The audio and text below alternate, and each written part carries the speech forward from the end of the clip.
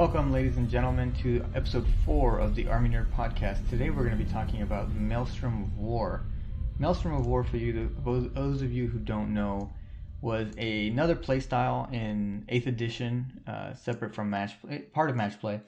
But instead of using fixed objectives, it used these Maelstrom of War card decks. It had 6 categories. One was specific to each faction, and the other 5 were generic across all factions.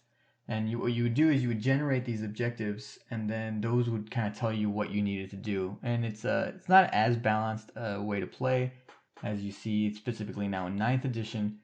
But what it did was it did give you more of a variety of a way to play. And I enjoyed it a lot. And what Games Workshop has done is they released beta rules for Maelstrom of War in 9th edition. So this is very exciting because a lot of people are getting, I know me specifically, a little bit tired of the match play missions. Now, don't get me wrong, I love the 9th edition match play missions. I think they're very balanced and they're very fun, but at the end of the day, they're all pretty generic. It's, hold this many objectives, hold more, or hold more of that, and then hold more than your opponent. So it's good to see a little bit of variety of a play. And what I enjoy a lot about Maelstrom is that it gives you an opportunity to really change the way you play, maybe put you in positions to make some hard decisions. And we'll talk about that as we go into the new objectives that they have. So first off, where can you find these rules? These rules are in the White Dwarf 461, the February 2021 edition of the White Dwarf. And, if you're interested in buying the White Dwarf, I highly recommend it. These look like good rules, and, I'm going to have a lot of fun playing them. But they are beta rules. And what are beta rules? So beta rules are experimental rules that GW pushes out in publications. We've seen them before in Chapter Approved. I think Sisters of Battle had one of the first beta rules that I saw. I came into the game in beginning of 8th, so I don't know anything that might have happened in 6th or 7th edition. But we saw that with Sisters of Battle. Also, the prepared positions, and there was a couple other that came out in a Chapter Approved. But I know the prepared position stratagem for sure was a beta rule that was eventually adopted. And what they do is that GW makes these rules and then they put it out to the community asking for feedback. Tell us, are these good rules? Should we keep them? Should we change them? How should we change them? So we're going to be reading through all the rules here for Maelstrom, but just keep in mind that they are beta and that they are looking for feedback. So, if you play a couple of games of Maelstrom and you want to give feedback, please reach out and give feedback to GW because it's the only way we make the product better. And the way you reach them is you got to email 40kfaq@gwplc.com, and we'll post that link in the description below. So please play some Maelstrom more games, get some feedback, and send it over to GW so they can make changes and make the product better, because that's really what we want at the end of the day.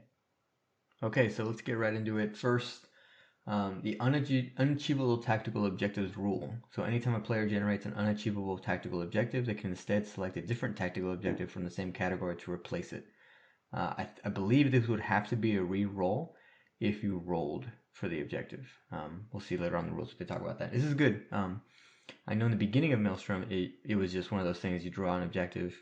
Let's say it was, you had to destroy a flyer, and then your opponent has no flyers. Then it was just, you know what, you don't get any points for it. So this makes things a little more balanced. I'm a big fan of it. Next, we're going to get into the actual tactical objectives. Like I said, there's 6 categories. Each one has 6. The first category is brought low. Number 1 is tear down their heroes. At the end of the turn, score 8 victory points if the enemy unit that had the highest power rating of units in your opponent's army that were on the battlefield that turn was destroyed that turn. So I'm a big fan of the way they worded this, because let's say your opponent put a really powerful unit into reserve and you drew this objective turn 1.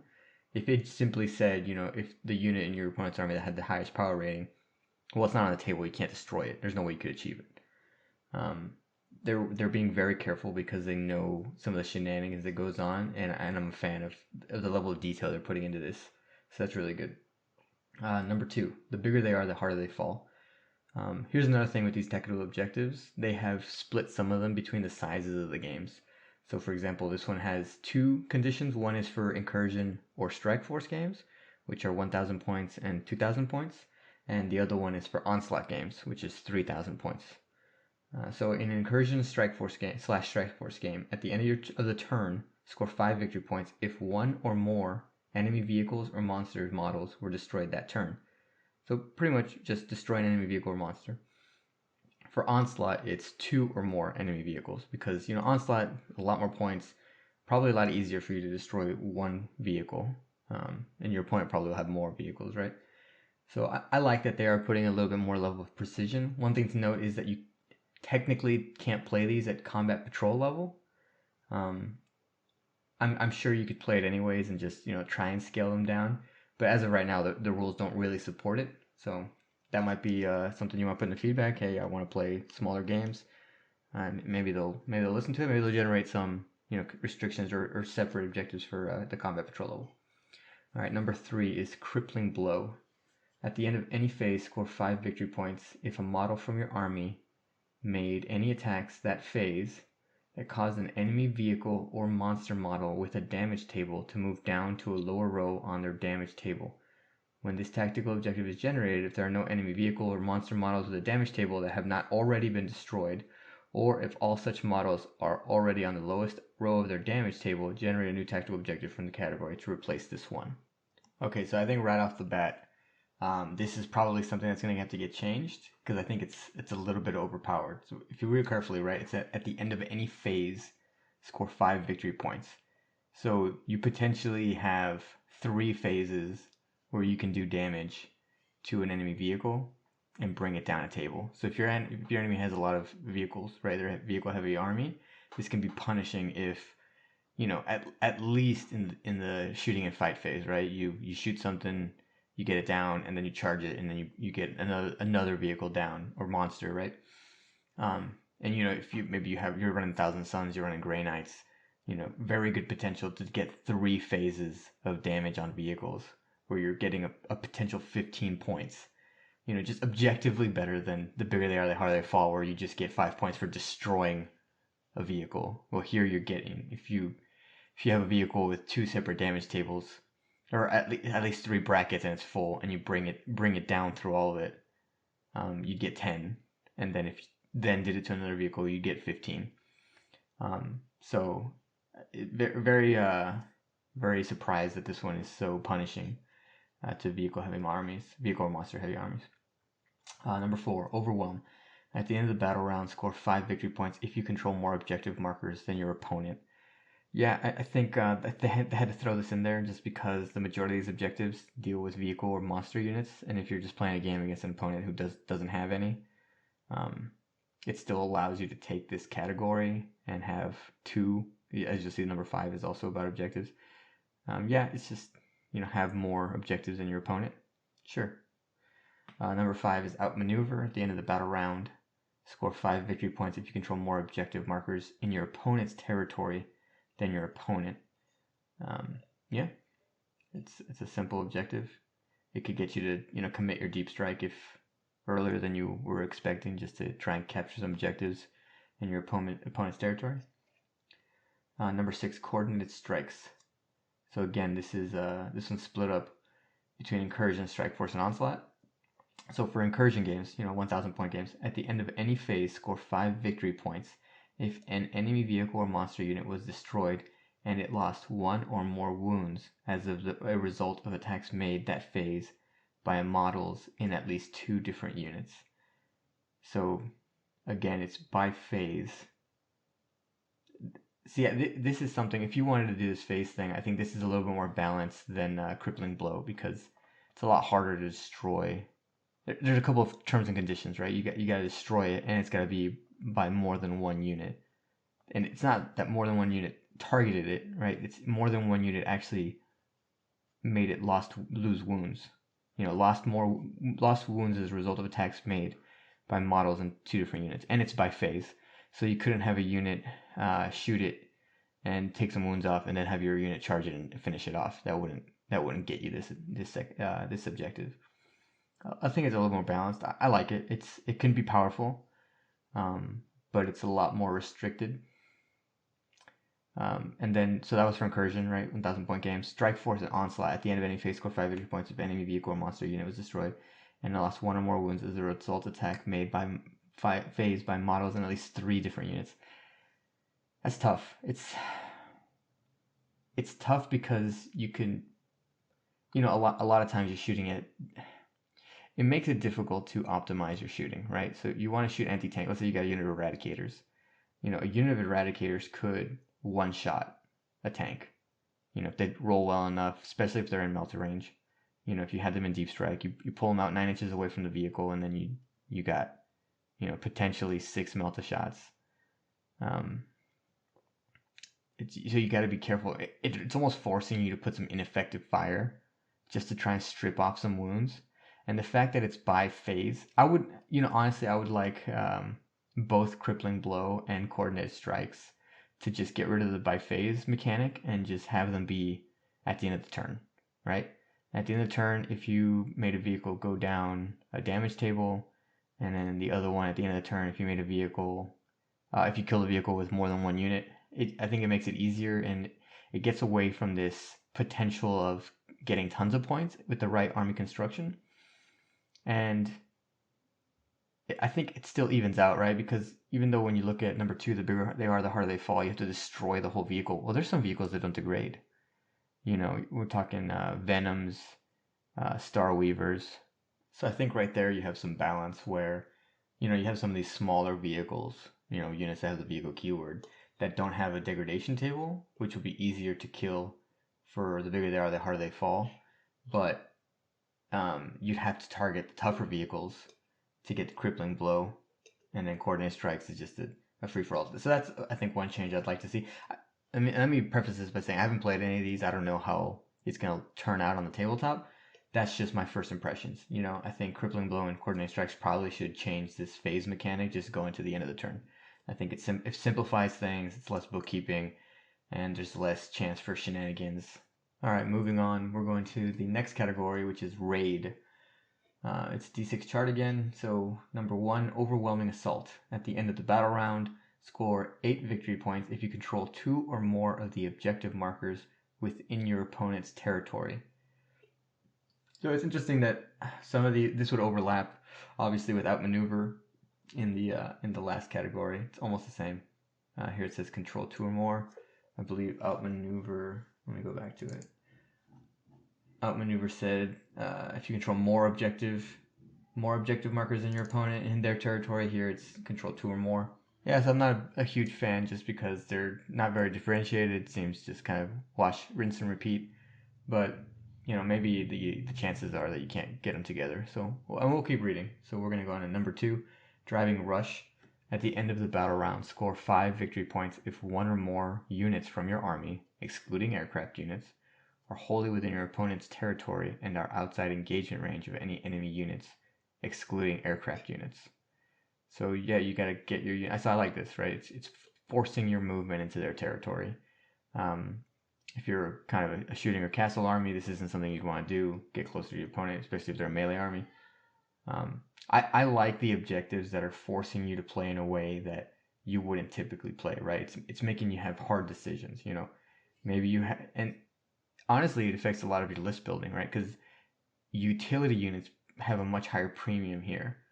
One unit that I have become a huge fan of recently is the Landshooter Storm, right? It's 3 power level, 55 points, dirt cheap.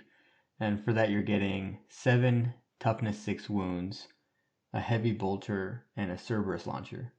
Now, you don't take it because you think it's going to do damage. You take it because it's cheap. It's toughness 6, so it's relatively durable, right? 7 wounds. It's 55 points. And it has an 18-inch move with fly. So a unit like that can really easily get into, opponent's table quarters. It can steal an undefended objective, right? It doesn't have, objective secured or anything like that. But it's still a good, cheap little utility pick. And you know what? A heavy bolter, 3 shots, strength 5, -1, 2 damage, -2 in the Devastator Doctrine. It could do some surprisingly good chip damage. So I really like the way that Maelstrom is forcing you to play, and it makes you take some units that maybe you wouldn't take, right? Not the most optimal, but they give you a lot of utility, so it makes you more flexible. And a good list in Maelstrom has to be very flexible.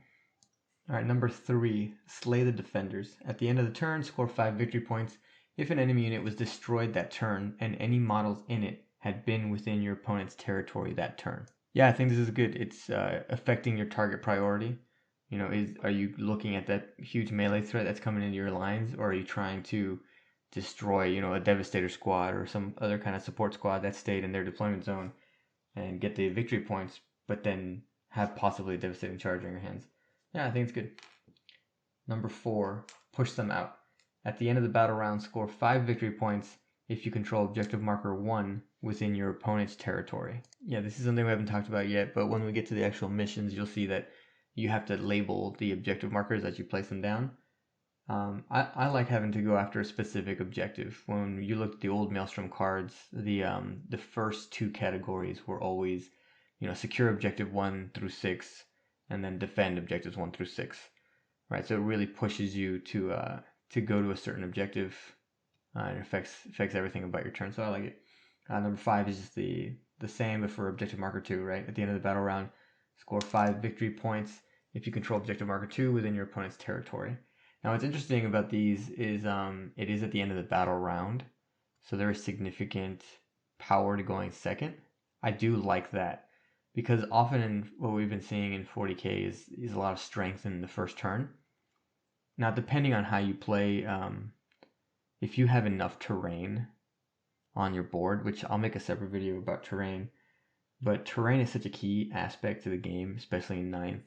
And when you have a very terrain dense board, you know, sometimes you want to go second, and it really gets rid of that first turn, second turn kind of thing. There is a balance, right, where you don't want just 2 armies hiding or not being able to interact with each other, but you do want enough terrain that you don't get shot off. I think everyone's played on a Planet Bowling Ball before, and it's not a fun game. It's not for either opponent, right? Like, yeah, I can sit here and roll a bunch of dice, and you can pick up a bunch of models, but did I really have to think through anything, or did I just let the dice do my fighting for me? So I do like these objectives where they're pushing you around, and the fact that you score them at the end of the battle round, where your opponent, if you're going first, has an opportunity to retaliate, right? None of these objectives are hidden. Your opponent knows what your objectives are and what you're going for.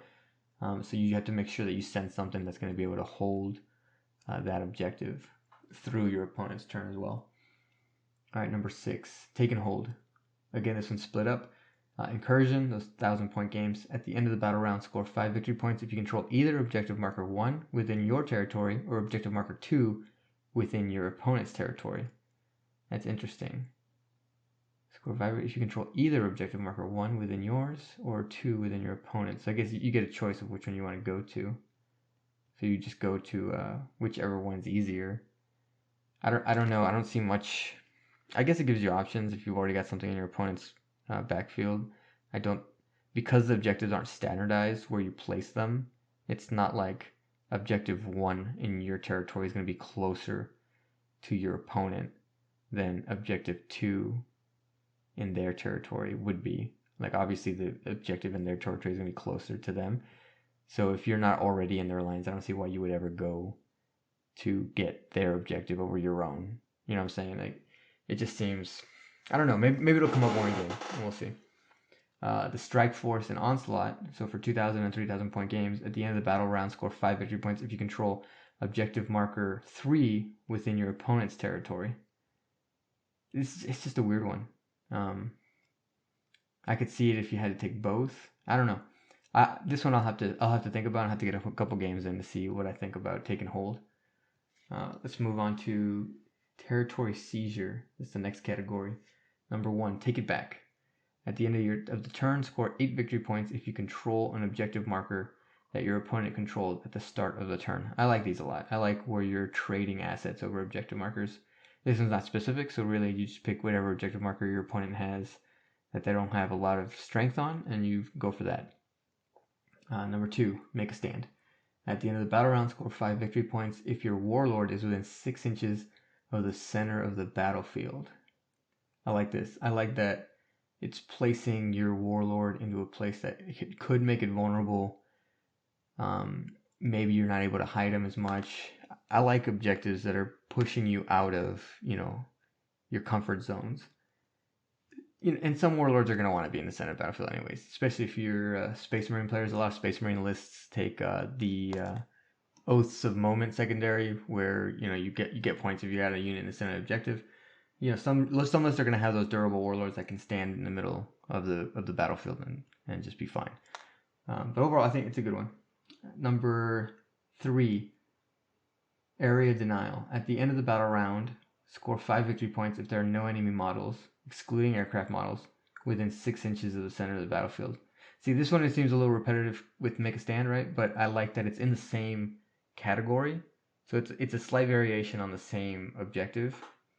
You're still trying to control that center ground, but it's within the same category, so you couldn't have them together and just be double scoring.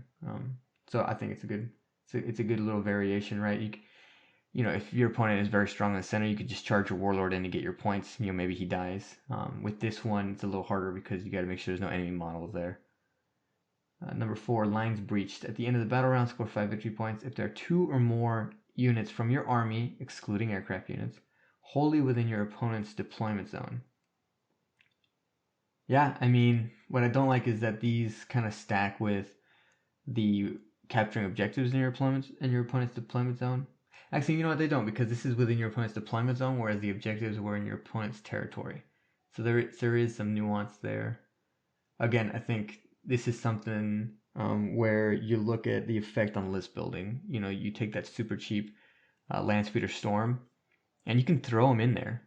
Now, again, it is at the end of the battle round, so you got to hope that he survives. But he has some stratagems that help him survive, and maybe you drop in a couple of threats, maybe some of your deep strikes in order to score these. Number 5, Expelled. At the end of the battle round, score 5 victory points if there are 2 or more quarters of the battlefield that do not have any enemy units, excluding aircraft units, wholly within them. Yeah, I mean, it's just a different variation of area denial. It's keeping your opponent out of a certain area of the battlefield. And depending on the way objective marker placement works, this could be good. It could be something that's in line with what you're trying to do anyway, so I like it. Number 6, Dominate. Again, split up for Incursion. At the end of the battle round, score 5 victory points if there are 2 or more quarters of the battlefield that each have 1 or more units from your army, excluding aircraft wholly within them, and those units are outside of engagement range of any enemy units.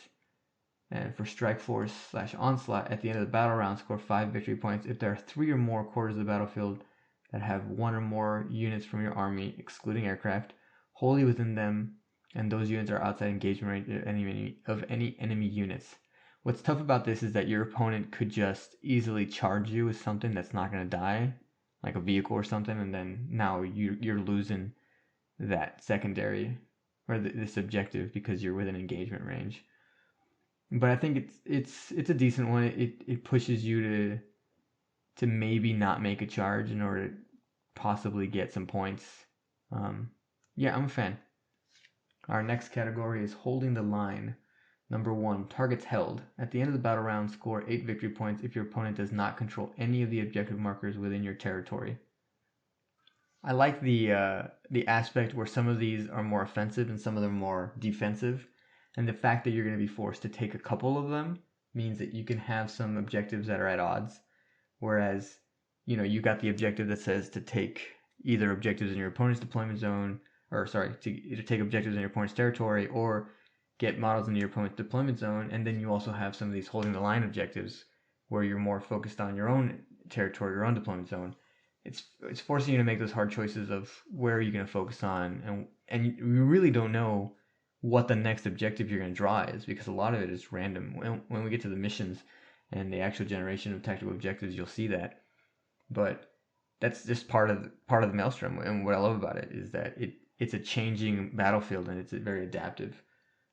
So mood number 2, enemy repulsed. At the end of the battle round, score 5 victory points if there are no enemy units, excluding aircraft units, wholly within your territory that are outside engagement range of any units from your army, excluding aircraft units.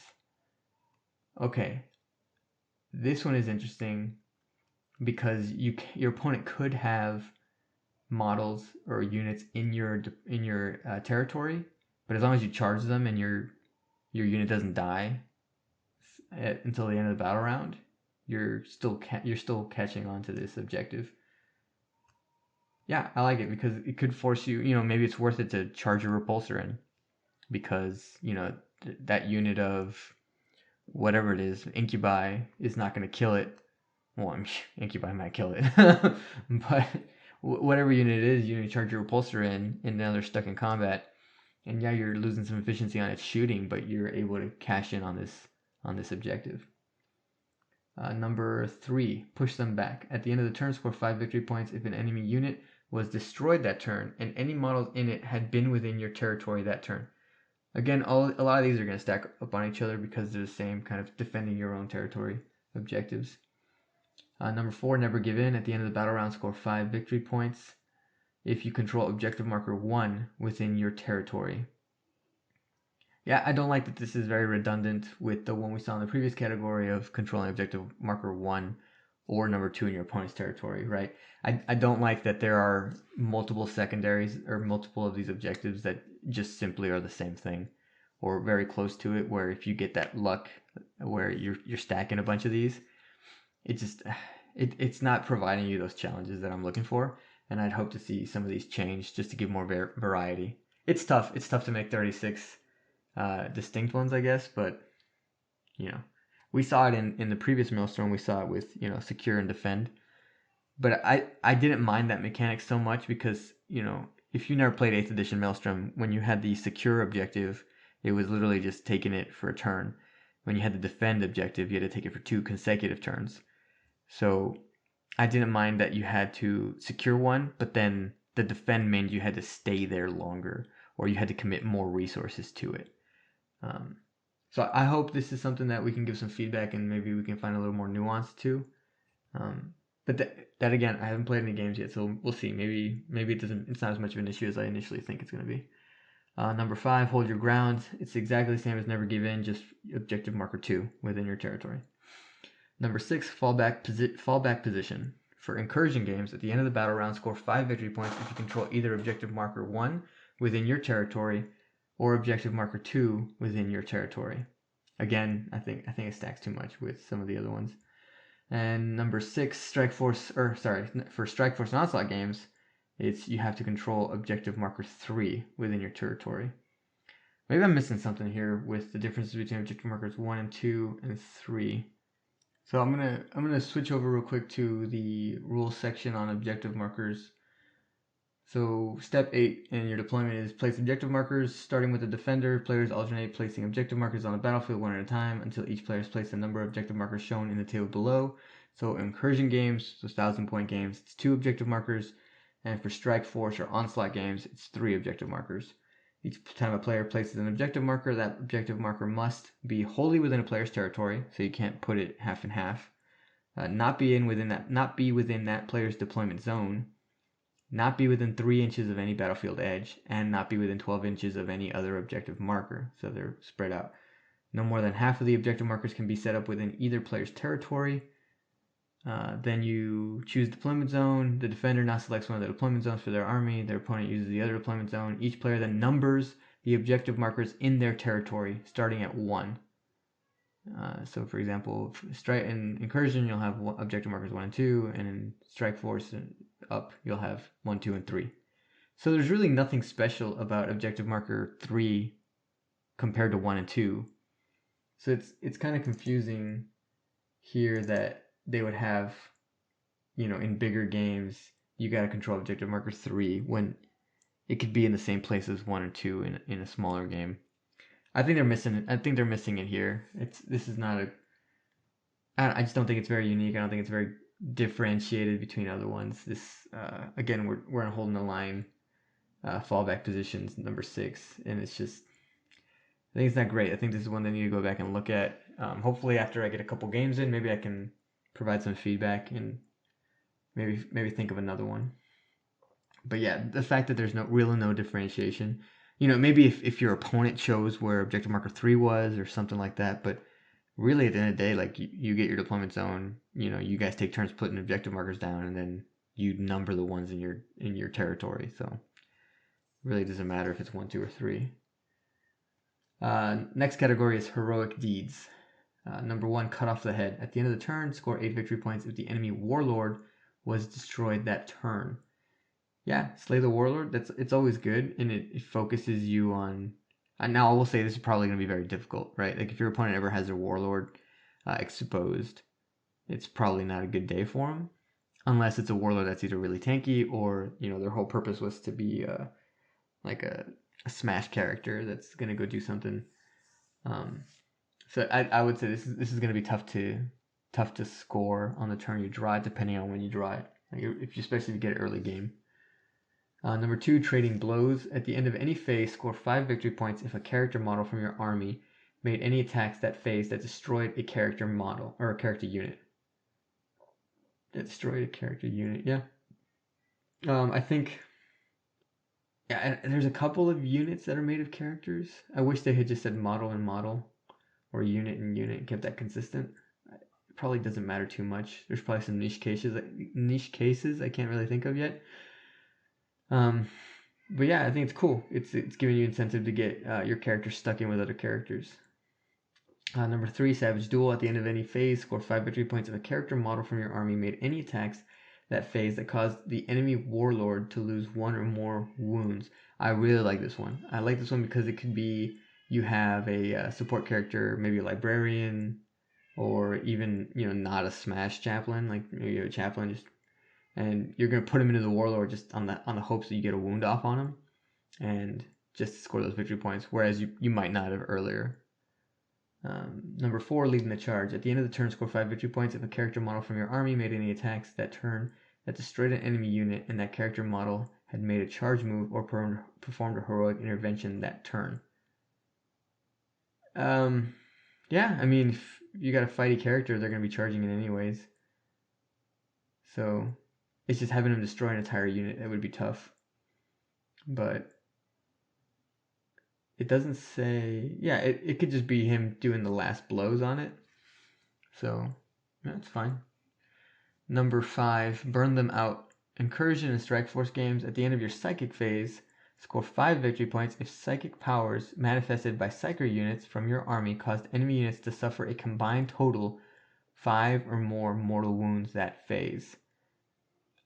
I think this is good, especially if you're not, Thousand Suns or Grey Knights, because maybe you got 2 psychers.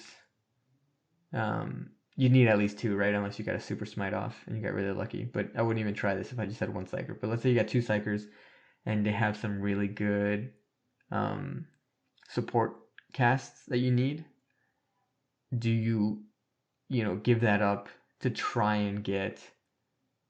It's you know what? Now the more I think about it, the harder it is. Like, you got 2 psychers, you got 2 smites off. Average you're doing 4 mortal wounds. It's not enough. Yeah, this might be too much. And unless your army is spec'd for it, in which case it's going to be too easy, right? If you're playing Grey Knights, it's too easy to get 5 mortal wounds with smite, even though smite is now getting more and more expensive for them. I don't know. I'd like to see this drop. Honestly, I'd like the mortal wound count to drop. I think 5 is too much. And then for the onslaught games, 3,000 points, you need 8 mortal wounds.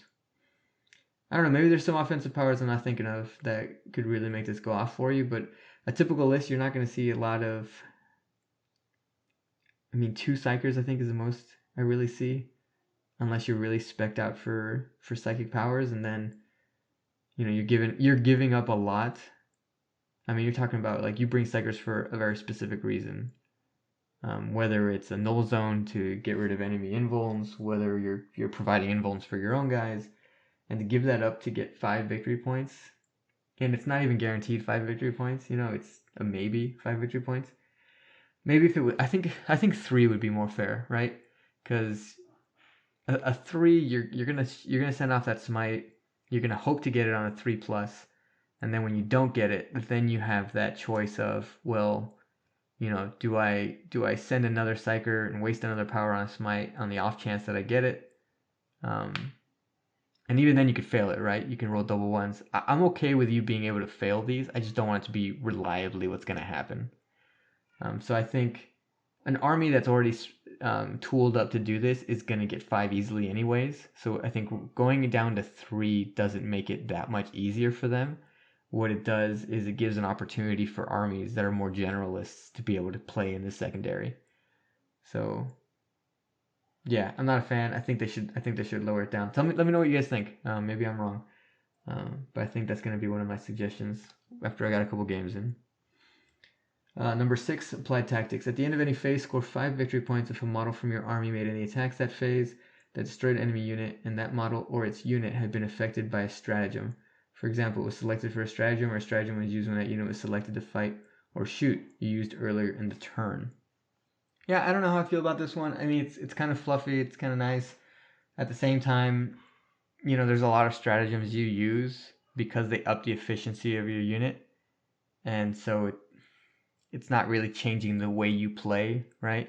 You're just going to use that stratagem. Like Chaos, you can use Veterans of the Long War. All right, yeah, you're probably going to do that anyways. It's not really changing what you're doing.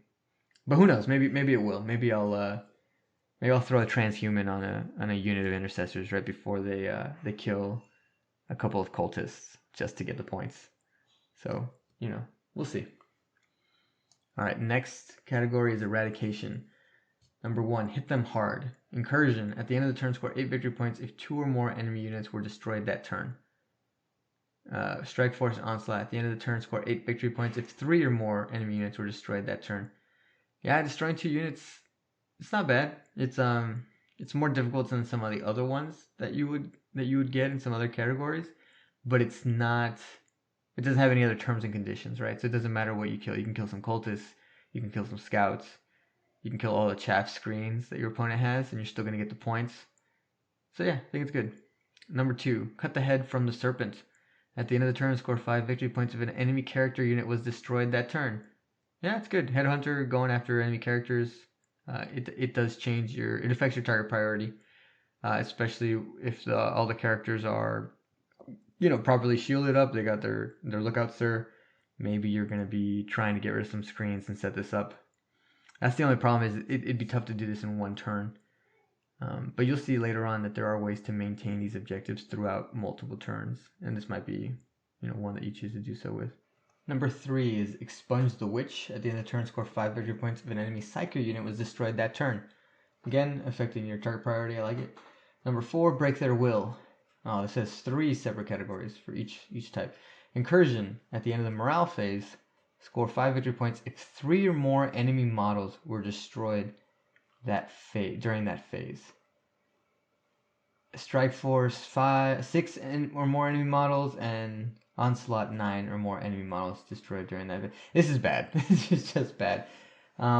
There are some armies that can affect morale, but overall MSU has such a big thing. Like we're already so incentivized to not bring large blobs of units that even in an incursion game at 1,000 points, to have 3 or more enemy models destroyed during the morale phase, it's just, one, you need them to fail on a morale check, and then 1 runs, right? So that's 1. And then you need 2 more to fail the combat attrition checks, or maybe if you got a couple of different. It can happen. It's just, I don't think this is a good one. I think this needs to be rewritten. Maybe just having 1 enemy unit fail a morale check. I mean, that in itself, it can be difficult enough, right? I think maybe if you changed it for Incursion, if 1 enemy unit fails a morale check, for Strike Force, if 1 or 2 or more, and then Onslaught 3 or more, maybe that'd make it more balanced. I just don't think it's very good. Number 5, Decimation. Incursion. At the end of any phase, score 5 victory points if attacks made by models from your army destroy 10 or more enemy models that phase. And then for Strike Force, it's 20, and Onslaught 30. And then at the end, it has a caveat: if your opponent's army does not have enough models to be able to score this objective, generate a new tactical objective from this category to replace this one. This is bad. Again, it's bad. To destroy, even if it was at the end of the turn, you destroyed 10 models. You know, for some armies, and that's Incursion, right? That's 1,000 points. It's just not. So let's say typical 2,000 point, you got to destroy 20 models in a turn. Unless your opponent has the right type of unit, this just isn't going to happen. again, like I am a fan of having to change your play style, but you get this. Let's say your opponent's got a couple of 10-man cultist blobs, right? And probably they're only taking 10-man, right? Right now, the only thing I think that is really incentivized to take really large units of are warriors. And let's be honest, you're not getting through 20 Necron warriors unless you're really putting all of your firepower into it, especially not in one phase. So, you got two 10-man cultist blobs and they're holding backfield objectives. You're not going to kill all 20 of them in a 1000-point game. I just don't think it's very good. This one needs to be relooked at. Eradication number 6, Crushing Strike. Incursion Strike Force. At the end of any phase, score 5 victory points. If attacks made by vehicle or monster models from your army destroy one or more enemy units that phase. Onslaught, it's destroy 2 or more enemy units that phase. This one's strong again because of that phase mechanic. If you have a strong vehicle, it's probably going to destroy something, right? When you look at the amount of DACA that a repulsor has, it's going to kill something. So that's going to give you something in the shooting phase. And if you have a Redemptor Dread is actually perfect for this. You get a Redemptor Dread, it's got a lot of shooting. It could possibly kill something in the shooting. It charges in, it kills something in fighting. And then right there, you're getting 10 victory points.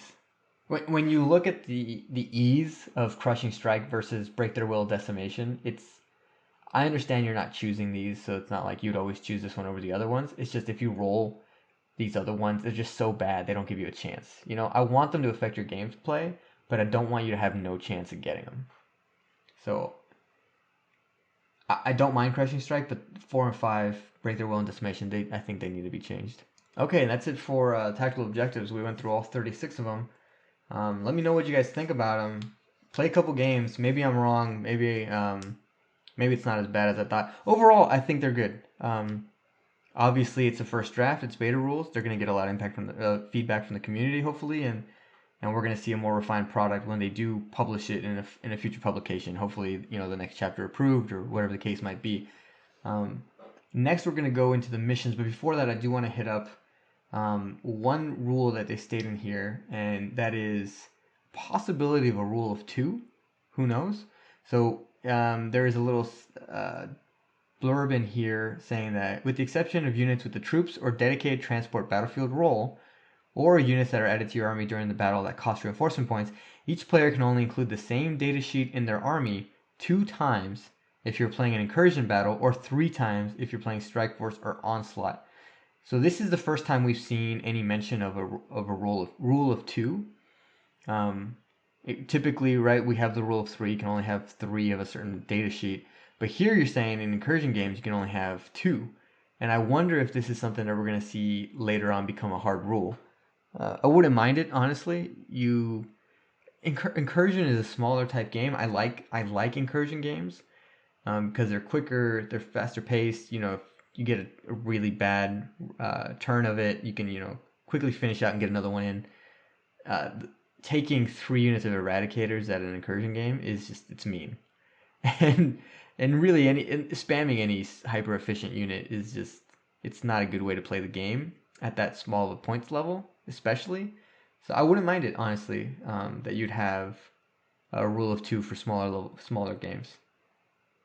Yeah, so we'll see what happens with that. Okay, now we're gonna get into the sequence of a Maelstrom of War game. 1, select battle size. Again, Incursion, Strike Force, Onslaught. We're familiar with that. Muster armies. Incursion, 1,000 points. Strike Force, 2,000 points. Onslaught, 3,000 points. The command points are the same as in normal match play. 6 for Incursion, 12 for Strike Force, 18 for Onslaught. Step 3, determine the mission. There's 6 missions. We'll go over those at the end. Number 4, determine deployment map.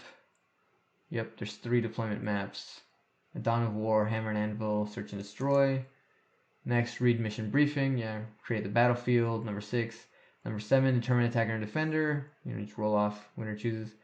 Number 8, place objective markers. We went over that. Number 9, choose deployment zones, and then you subsequently number the objective markers as we discussed earlier. Number 10, select tactical objective categories. So, you had the 6 categories. Each player then secretly selects their tactical objective categories for the game as specified in the mission briefing, and writes them down on their army roster. Once both players have selected their tactical objective categories, they reveal their selections to their opponents.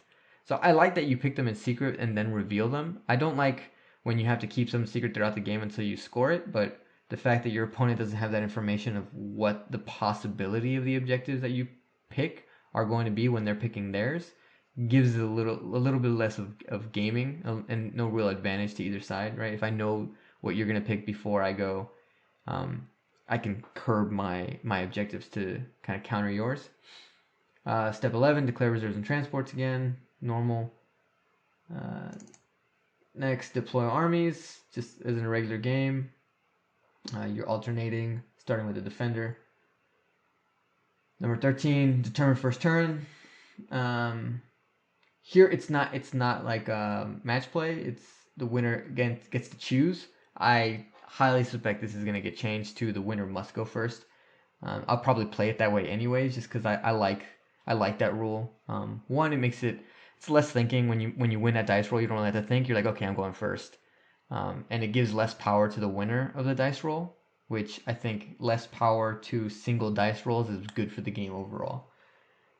14, resolve pre-battle abilities like normal. 15, begin the battle. What's next? Oh, here's something unique. Ending the battle early or conceding. This is really going to be more applicable for tournaments and things of that nature. But essentially, if you both agree to end the battle early, you essentially just take however many points you've scored up to that point. If one player wants to end the battle and the other player does not, you will then concede, score 0 points. So even the points you've already scored up to that point, you don't keep. You go down to 0 points, and your opponent then gets to play out the rest of their turns, drawing tactical objectives and scoring as many points as they want. So if you're in a tournament and you're getting crushed and you're like, you know what, I'm ready to call it right here, you'd have to concede and get 0 points, and then your opponent will still have a chance to get more points if that matters at the end for a tournament or something like that. Number 16, ending the battle. Yep, normal. The battle ends after 5 battle rounds have been completed. Even if you table your opponent, you can continue to play. 17, determine the victor. Player with the most victory points is the winner. You can score a maximum of 90 victory points for tactical objectives.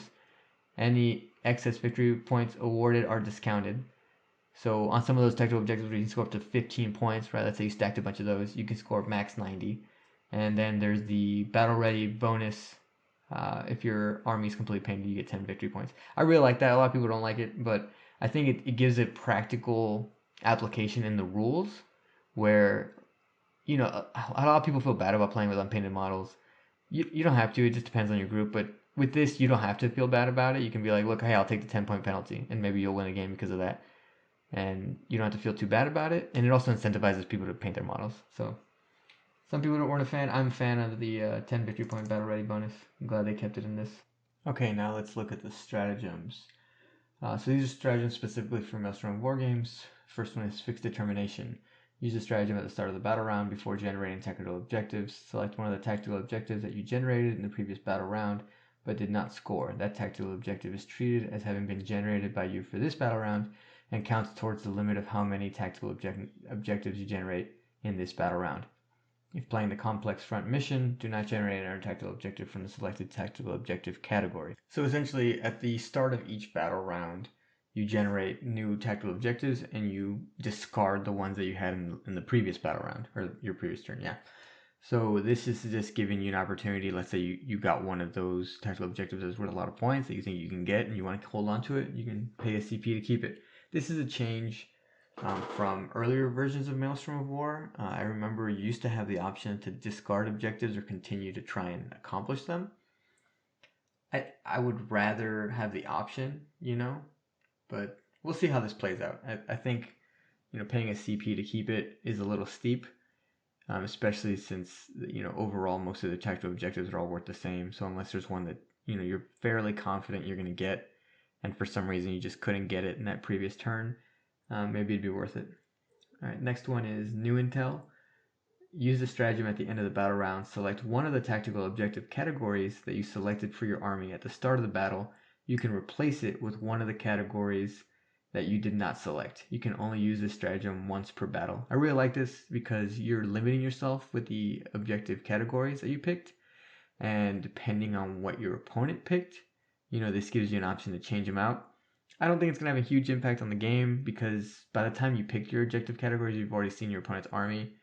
So it's not like you had to show up to the game with your categories already picked, in which case this would be much more powerful.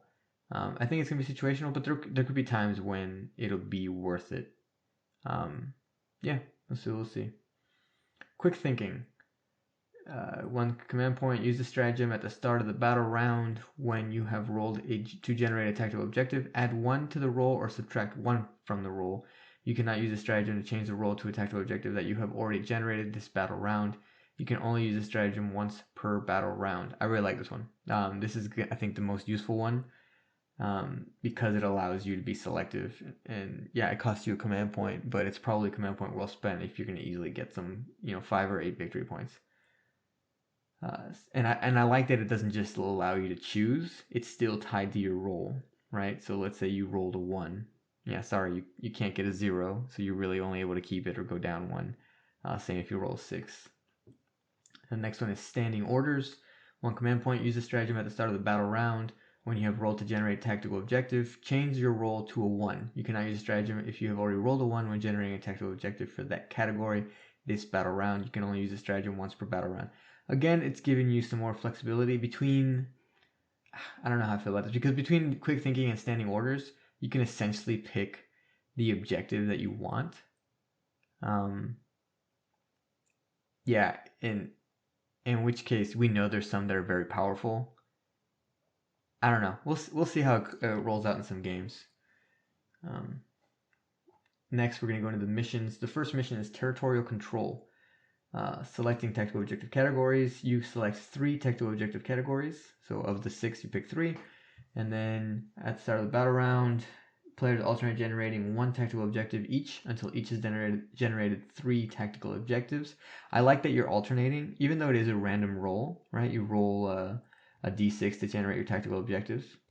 I guess first, so you pick 3 tactical objective categories, you then roll a d3 to pick the category, and then you would roll a d6 to pick the actual objective. The benefit here of rolling is, again, we know there's those stratagems that allow you to change them. Well, I guess that wouldn't matter because you use the stratagem at the start of the battle round. So there really isn't a need to alternate. You could really just one person rolls all letters and one person rolls the other. But if you want to do it right, I guess. I mean, let me know in the comments if you think there's an actual reason why you would need to alternate. I don't, because I thought it would be because of the stratagems, but the fact that the stratagems are at the start of the battle round, which would be after this, then I think it doesn't matter. But anyway, so mission rules.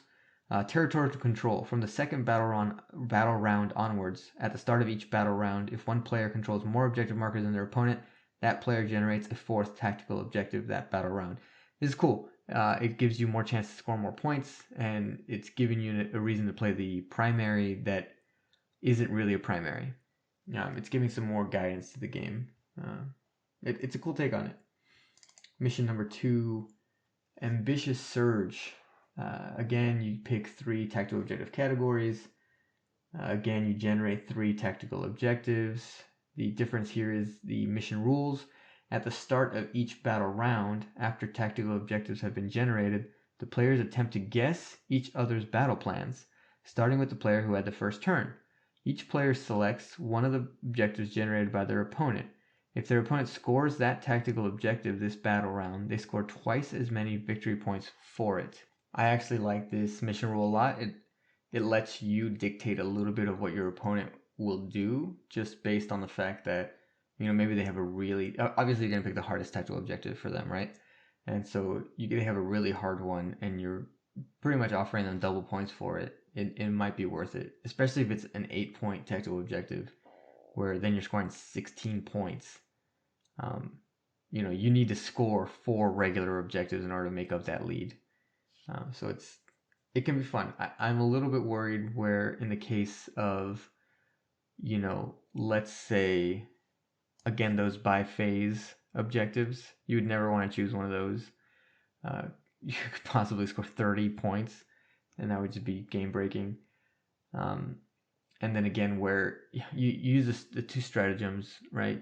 Albeit you can only use them each once, but per battle round, right? So then if you're using those stratagems, and you just have 3 great objectives for you. You know, this is essentially forcing your opponent to give you twice as many points. But I like the mission overall. Mission 3, Complex Front. Each player must select 3 tactical objective categories. At the start of the battle round, starting with the player who had the first turn, the players alternate generating 1 tactical objective each until each has generated 3 tactical objectives, 1 from each of the 3 selected categories. So this is different from the others in that you don't roll.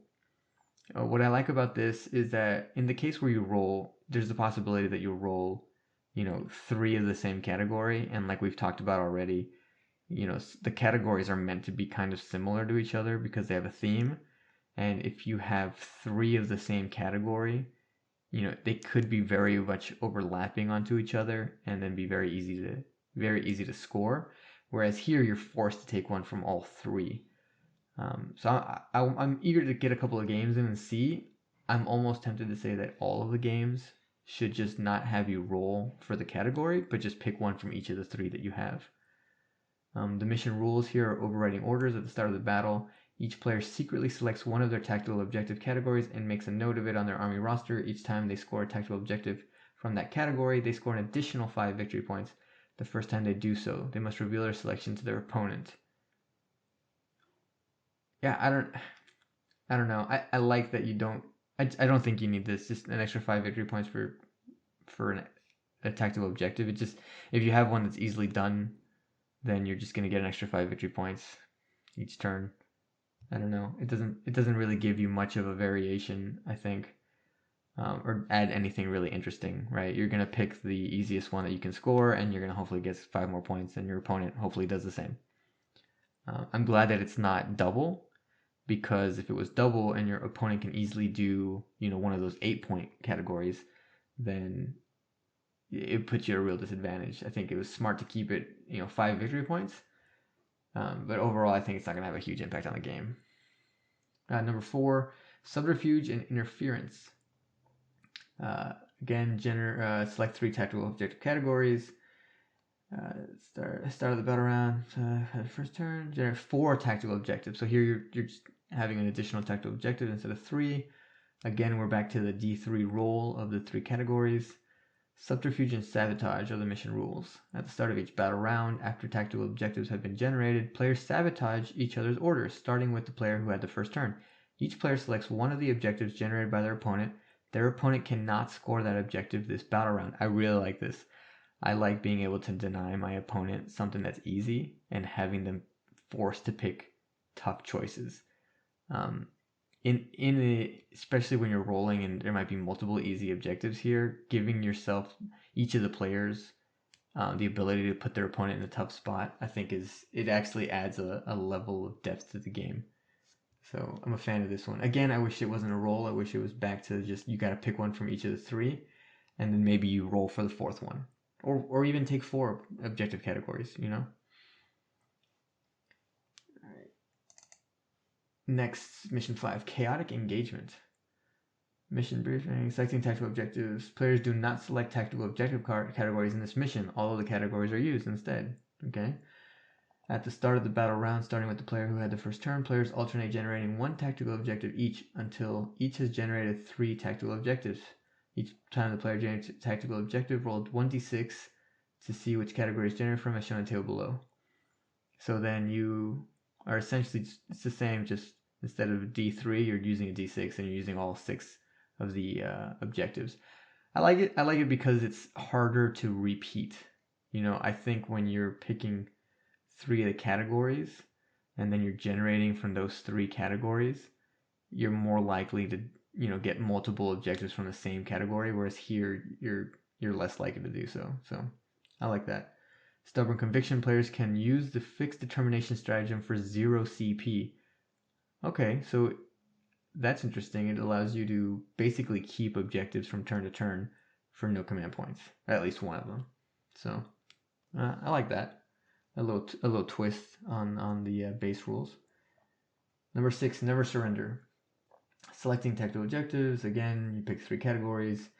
At the start of battle round, each player has to generate 3 tactical objectives. You roll a d3. Yep, same as the general make up, again, 3 objective categories. You roll a d3, generate 3 objectives. Mission rules: never give up. From the second battle round onwards, at the start of each battle round, if one player has fewer victory points than their opponent, that player generates a 4th tactical objective that battle round.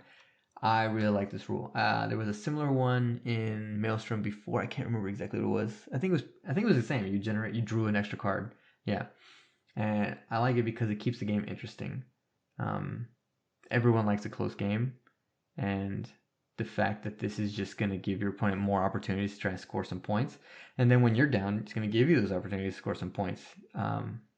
Everyone's been in that game where it's pretty much all downhill, and when you can turn it around, it's a big deal, and it's more fun for both players, more engaging when you get to turns 4 and 5.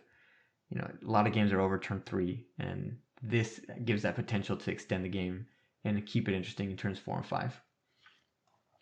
Well, ladies and gentlemen, that's it.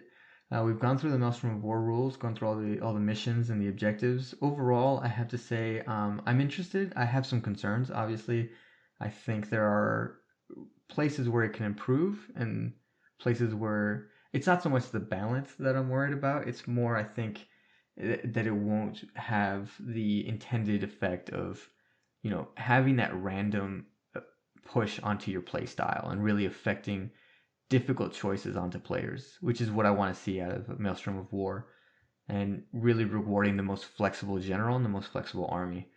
So, let me know what you guys think in the comments below. Get some games in, and please send comments back to GW. Answer their beta rule questions and give them some feedback so that when we finally do get a full rule copy of this, it's a good mission set, and it's just another good way to play the game. I hope they bring the cards back. I was always a big fan of the cards. It was a fun way. I really like the deck building aspect they had in 8th edition. I hope that'll come back. But time will tell what we see with this. Thanks for listening. Thanks for supporting the podcast. Again, I want to mention, if you want to support the podcast, we have an Amazon affiliate link. It is down in the description below. If you click on it and you buy anything within 24 hours on Amazon, a portion of it comes to support the podcast. And if you guys have any questions that you want to have answered, any videos that you want to see, any topics of discussion, let me know. Join the Discord. We'd love to have the community grow and really engage with the viewers. Again, this is the Army Nerd. Thanks for listening, and we'll catch you all next time. Thanks, this is Army Nerd. We are RTB time now.